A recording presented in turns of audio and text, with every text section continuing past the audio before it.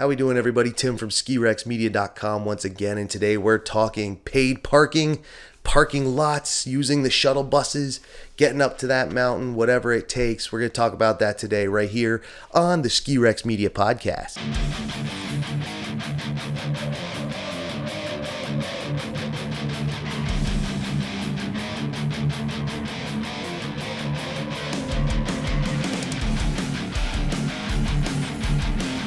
The thing that sparked off the idea to do this episode was the lawsuit that's coming up against Northstar out there in Tahoe. A couple of guys bought their seasons pass. They renewed their seasons pass at Northstar, and then Northstar decided to make another one of their lots paid parking.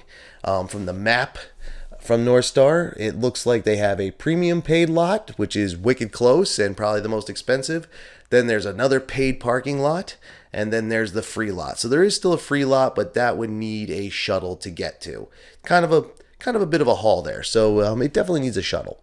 Now, a couple of guys, like I said, they renewed their passes, and all these parking rules and fees changed after the fact. They didn't know it was coming, and they're saying, well, because we didn't know it was coming, and it's going to cost us almost $2,000 a season extra, and we just don't want it. They just don't want to deal with it, so they wanted a refund on their seasons pass. And Northstar, part of Vail Resorts, if you didn't know, said, well, we have no refund policy, so you're kind of stuck with it.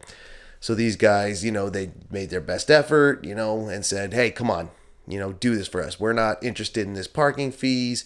You only have the one lot. We're not dealing with that.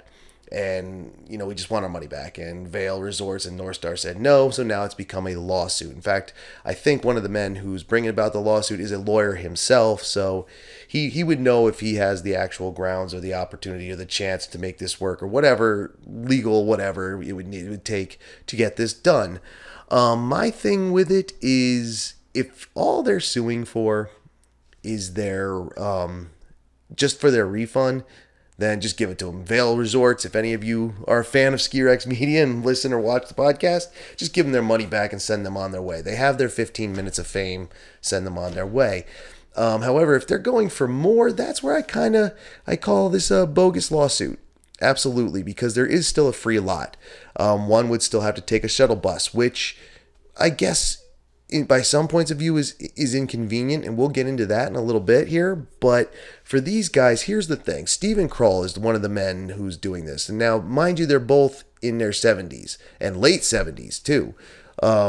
He said not only would they end up having to pay an extra $2,000 a season in parking to use the paid lot versus the free lot, which there is a free lot, to use the shuttle bus. He said that parking at the free Castle Peak lot would add waiting time and possible bad weather and danger of having to navigate long slotted steel stairways and heavy clumsy ski boots while bearing skis and other equipment.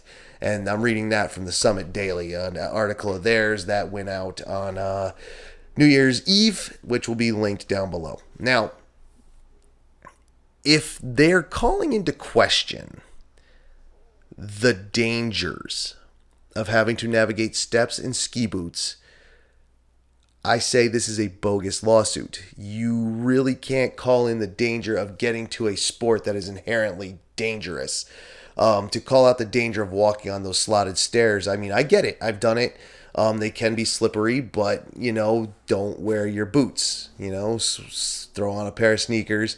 Put your boots on when you get to the lodge, and then the argument is, well, then I need a locker. And I say, well, no, you don't. Use a backpack, or just deal with it, or, whatever it takes to remove the danger of the steps. But if they've been doing this, and there was a television interview on a local news program. I think it was a local news program. I'm not sure where it was from, but the one man said they had been there for 50 years. So you're obviously, though older gentlemen in your 70s, senior citizens, I 100% get it. And I give you 100% respect for being out there still doing it. But you're experienced enough to minimize that danger. And we know that experience can minimize danger. We all know that. That's why some of us still don't wear helmets, depending on what we're doing. We know that it's dangerous anyway. It's a dangerous sport. But then some could consider walking out of your house in the morning dangerous.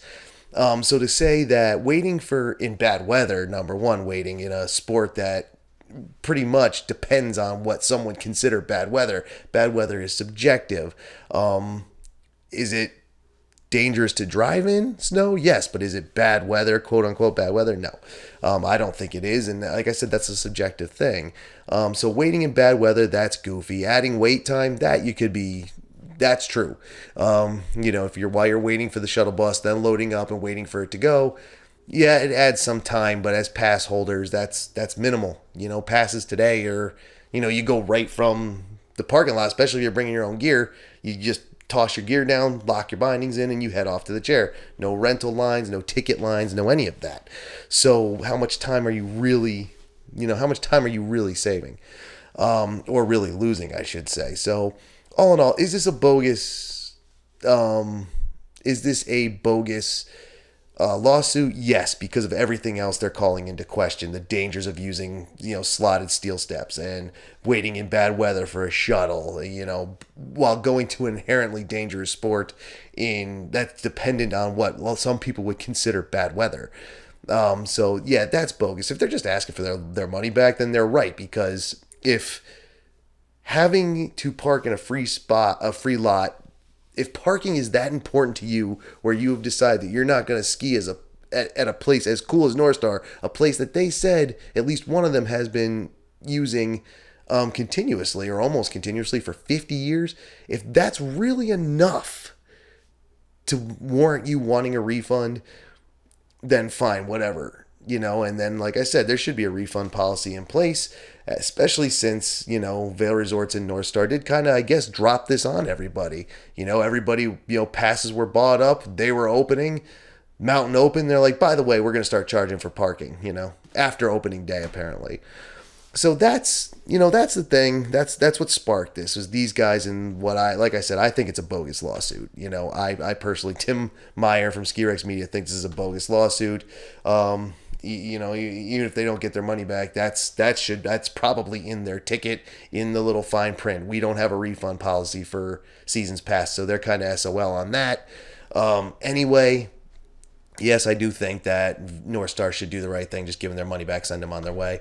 But I really think this is for their 15 minutes of fame, which they have gotten. This is a national news story. Obviously, this is in California, and I am in Vermont, and I've heard about it and can read about it and see it. And yes, we have the internet, so it isn't all news, national news now, or worldwide news, but you know what I mean. So it's bogus. That's what I think. But it did get me thinking, they're having a problem with using the shuttle, man. I would use the shuttle every day. Every day. Do I want to pay for parking? No. Have I ever paid for parking? Not at a ski mountain. I have paid for parking in other places. There are times I wished I have paid for more parking, or paid more for parking. Doesn't have anything to do with skiing, but one night I saw Godsmack at the PNC Bank Arts Center in New Jersey and ended up parking in one of their way out lots. So after the show was over, there's a whole group of us having to walk, however far it is to get back to the car, and then waiting, almost an hour to get out of the parking spot. They're a big band. They're my favorite band. They're pretty big. So there was a lot of people there. Actually, it was also Rob Zombie and Shinedown that night. So if you're into that rock and roll, that was a pretty good show. So there were a lot of people. Had I paid the extra on top of the ticket with all the fees for the premium parking, I would have been 200 feet from the door probably, and then been out like in a heartbeat, back on the GSP and heading south. Just recently I did pay for parking for my trip to Boston, but not all that much. That was $4 at the bus station, and that kind of figures in this too. When I went to the Boston Ski and Snowboard Expo, I opted to park my car at the local bus station, $4 for the day, and take a round trip ticket, which was like $50, down to Boston. Now, some people ask me, why didn't you just drive? You love to drive. I do love to drive. I will road trip around the world given the opportunity. But I've also driven in a lot of America's, the United States major cities, and it's city driving. It can be frustrating. It can be obnoxious. I mean, I'm not going to lie to you. I would never lie to you. I've been guilty of throwing a couple fingers in a fit of road rage in city traffic. So, frustration aside, what I paid for the bus ticket and the $4 parking fee at the bus station was actually less than what I would have paid in gas and tolls and parking in Boston. It was less. And you add the frustration onto that. I got a better deal because all I had to do was get on the damn bus, sit back, watch the movie that's on the bus, get off, and walk from South Street Station to the venue, which was a mile.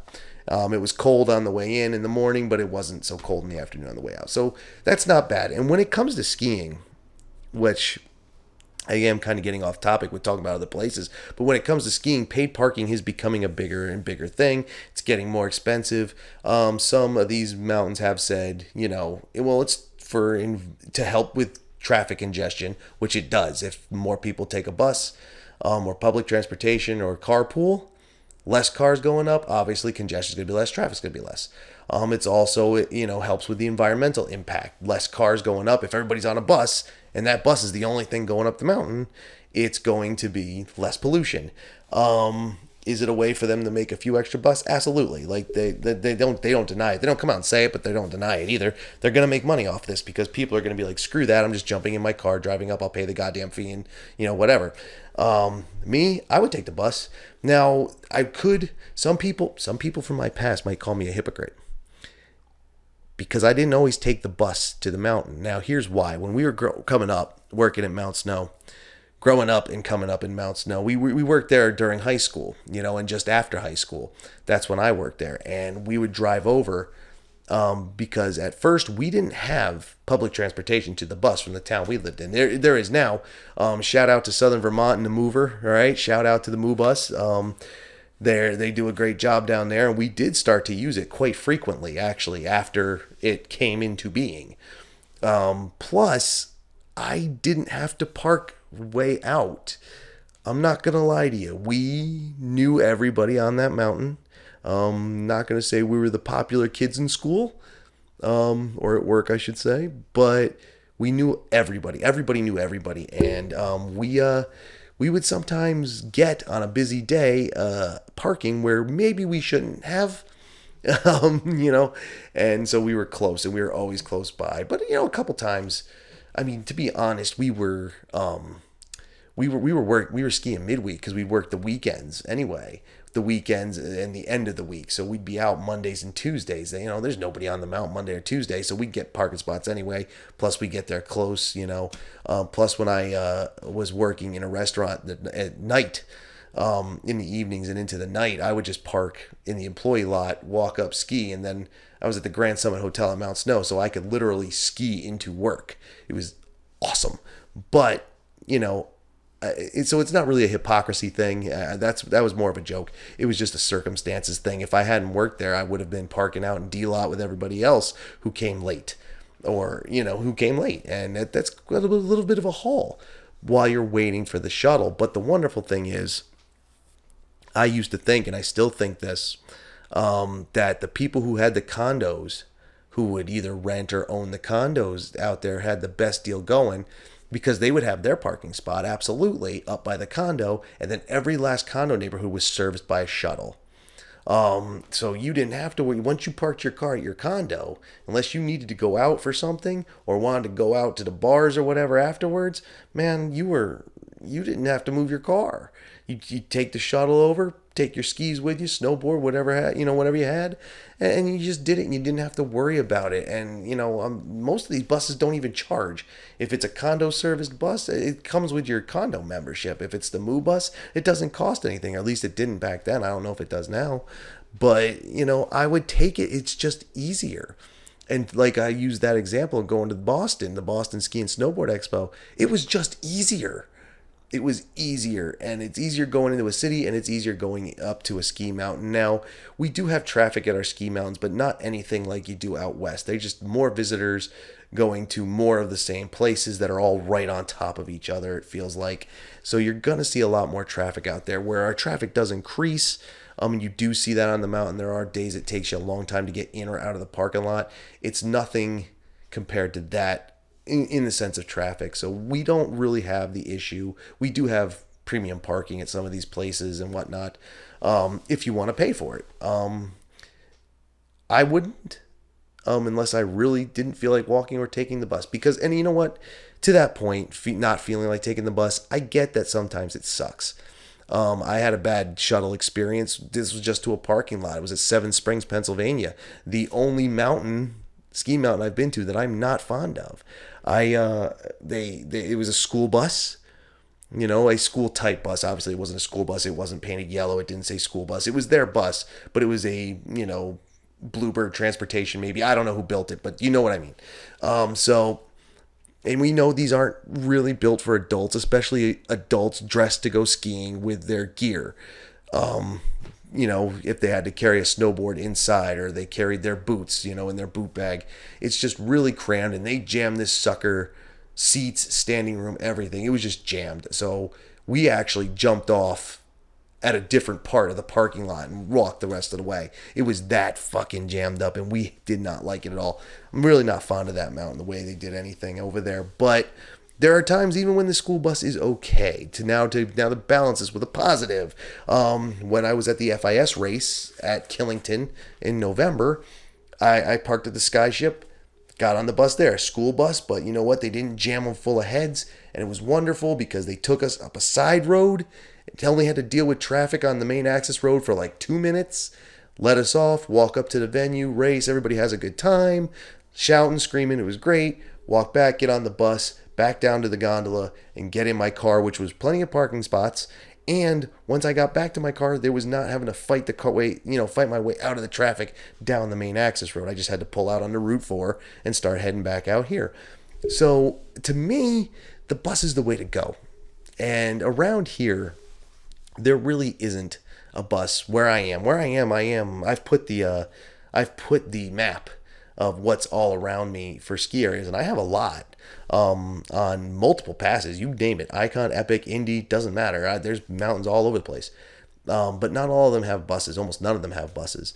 Now, if you're like in Rutland and you want to take the bus up to Killington, you can do that. If you're down by Mount Snow, you can take like I said, the mover in from Wilmington and, Wordsboro and all over Dover. And it does run between Brattleboro, Bennington, and Wilmington and all that stuff too. But typically you're running from Wilmington, East Dover, Wordsboro, these kind of things. Actually, I don't know if the Moo Bus goes down to Wordsboro. I could be wrong about that. You can check that one on your own. I'm not going to do that for you. You can check that one. But again, you can get to Mount Snow by bus. Stratton, the condo areas down there are all bus serviced. I don't think they have a bus down into town though. That I don't remember. But just as a quick overview, you know what I mean? I honestly don't know what Ludlow has, for Okemo. I really don't. But just so it's said, and again, the Vermont mountains, because those are the ones I know. We don't have buses at everything. We don't typically need them, but if you're at the bigger the place you are, you can get it. And then the smaller places obviously are less lines because they have less people and they're just as good. So you really don't need paid parking or anything anyway. Like Suicide 6, I was over there one night. They just have one parking lot, and that's all they need.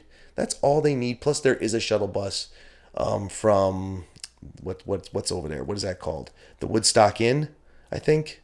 Is that what it is? Someone want to double check me? I don't know. I have the computer. I'm not going to check. It's fine. My point is you can get in and out of these places if you need to with cars, and then the ones that do have buses, I suggest using them. That was my point. And I would use them. Excuse me. I think it's possible to get a bus up to the Dartmouth Skiway. I don't know. That just might be for Dartmouth students. But if that's true, I could absolutely pick up a bus literally right outside here, right outside the old HQ, pick up a bus and go all the way up and come all the way back and not have to move my car, which is even better because the shuttle buses always drop you off in one of the best spots. It's right there. So take that bus because it does do everything they say it does. That's a positive. It is environmentally more friendly. Not environmentally friendly, but more friendly than 1,000 cars. One bus is better than 1,000 cars. It is more convenient. You don't have to deal with the driving. You just have to sit there and let someone else do it. And you don't have to deal with the parking. You don't have to pay for it. You don't have to wait and find a spot. You don't end up having to park a mile, 2 miles away. You get dropped off right where you get dropped off, and you can get picked up right at the same place, right near the ticket booth and the the rental shops and all that stuff. So you can do all that. Take the bus. That's what I'm saying. These guys here, they talk about their lawsuit. They don't want to pay for parking. Well, I get that. No one wants to pay for parking. But you're saying because you don't want to take a shuttle bus? Screw that. I take the bus. I'll take the bus every single time. What do we got for time here, speaking of which? Oh, good. We're running about 20 minutes, which is good here. So that's my rant on that. Quick overview, those two guys, I think their thing is bogus. Unless they just want a refund, then fine. But they've got their 15 minutes, and I don't know if they're going for more. It doesn't say, so it's whatever. I hope Vail does the right thing, just gives them their refund, sends them away. But if not, then good luck to them on their lawsuit, because I don't think they have one. You don't want to use a shuttle in a free lot, that's your problem, not the mountain's problem. Even if they only have 5 free parking spots, that's still your problem. Fight for them. And that may make me sound like a dick, but to balance it, that's what I would do. I would use the free lot and take the shuttle over. I've done it. Like I said, I did it at Killington for the race. I used the free lot and took the free bus up to the free show. Where I could have been throwing out money for parking and bleacher seats and everything else. They invited people up for nothing, and I took advantage of it, and it was kind of awesome. And I didn't have to deal with traffic. I let someone else do the driving. And I would do so now. I would absolutely take a bus. Not cross country maybe. When I come to do, one of these days when I get to do a Colorado, if Ski Rex Media becomes the phenomenon I think it should, and I can come do a Colorado tour or a Utah tour or a Pacific Northwest tour or whatever it is, I'm going to get out there first. I'm going to try and not fly. But I would probably drive because I really do like road tripping. But when it comes to actually getting up to the mountain, screw that. I'm going to get to my hotel. I'm going to park my car, take my stuff off, find out where the closest bus is or closest carpool, whatever. I mean, they have these apps now. And like in Utah, in the Cottonwood Canyons, they're putting out those apps so everybody can find, a ride. Get the cars off the road. Get them out of the way. And it just makes it easier to have free one for parking and just so many less fingers having to be thrown out the window because of road rage and stuff like that. So that's my take on that. Use the bus, don't pay for parking. I mean, I get it. There's going to be some days when you're like, you know what? I don't feel like walking and I don't feel like waiting. I'm going to go get the premium parking, which is going to be right next to where the shuttle bus lets off anyway. And I could just go and come and go as I please. And that's fine too. I might actually do that from time to time. So that's my take on it. I hope you enjoyed it. Ski Rex Media Rantcast. I really should just change the title of this to Rantcast. But it might be more typical podcast because I might have someone talking on me again. I think I'm about ready to try guests again. We tried it. Didn't work very well. I'm not saying they didn't do a good job. They did do a good job. And I think we did a good job all around. It's just the hardware issues was a mess. We may have that solved. Anyway, thank you for listening again. SkiRexMedia.com, the Ski Rex Media Podcast. All information you need for contact and following is in the description. That's the social media. That's Facebook, Ski Rex Media. That's Twitter, Ski Rex Media. Brand new Instagram, Ski Rex Media. I'm still figuring that one out. I'm not sure what we're going to do with that yet because I'm not out taking a lot of pictures right now. But I'll figure something out. But you can follow Ski Rex Media on Instagram as well. And like I said, Twitter, Facebook, YouTube. If you're watching the podcast, you figured that out for the weekly podcast and the mini cast videos, which come out at random. Then there is Buzzsprout, Spotify, iHeartRadio, Google Podcasts for the audio version of the podcast, which if you're listening to that, you've already figured out at least one of those. But you might want to try something else. Say you use Spotify and you'd rather use that. You can do that. If you use the iHeartRadio app, you can do that. Where else are we? We are on Patreon, Ski Rex Media. I don't know why I say we. It's kind of stupid because it's grammatically incorrect anyway, but I'm not a we. I'm just a me. There is no Ski Rex Media team. There's just Ski Rex Media Tim. They say there is no I in team. They're right, but there is an I in Tim, and that's all I am here. So you can go to Patreon if you want to support that. Everything is still, it's not a paywall, but if you want to support and drop that $1 a month, that would be awesome too, and we can really make something out of this because then it could be a paid gig and even better, making some real money. Let's see, beyond that, I don't think there's anything else. Oh, Ski Rex forever at Gmail to email the Ski Rex Media, that you can use that too. And again, that's all down in the description. You don't have to memorize it. And if you're listening in the car, you don't have to look down at your phone to check it out right now. Wait till you stop, okay? So be careful, be safe. Wear your safety gear. If that means for you wearing a helmet, wear your helmet. If that means a tooth guard, wear your tooth guard. For me, one of the things I bring is sunblock. Bring your sunblock. It was a beautiful sunny day after a 3, 4, 5 inch powder day in some places, and it was beautifully sunny, and that sun was reflecting off there. So get your sunglasses or your tinted goggles and get your sunblock. Okay, enjoy the rest of your Wednesday, enjoy the rest of your week. We'll be back again next week, and we're gonna have some mini casts during the week, so keep an eye out for those. All right, follow us and you'll be able to keep up with that. This is Tim from Ski Rex Media, once again thanking you for listening, and I'll see you out there as soon as I can get out there. Laters.